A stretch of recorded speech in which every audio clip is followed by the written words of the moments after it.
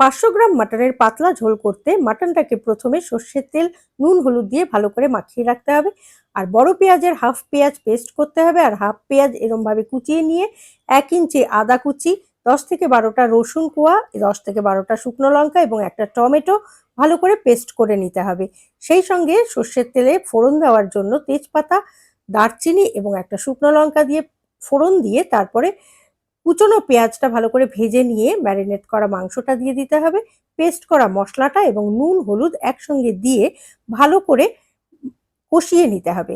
তারপরেই ওই মাংসটা প্রেসার কুকারে দিয়ে মশলা ধোয়া জলটা একটু গরম করে নিয়ে, হালকা গরম করে নিয়ে সেই সঙ্গে আরেকটু জল অ্যাড করে প্রেসার কুকারের মুখটা বন্ধ না করে ঢাকা দিয়ে বেশ কিছুক্ষণ ফুটতে দিতে হবে। যখন জলটা হাফ পোর্শন হয়ে আসবে ফুটে, তখন প্রেসার কুকারের মুখ বন্ধ করে সিটি দিয়ে নামিয়ে নিতে হবে। হয়ে গেল পাতলা ঝোল।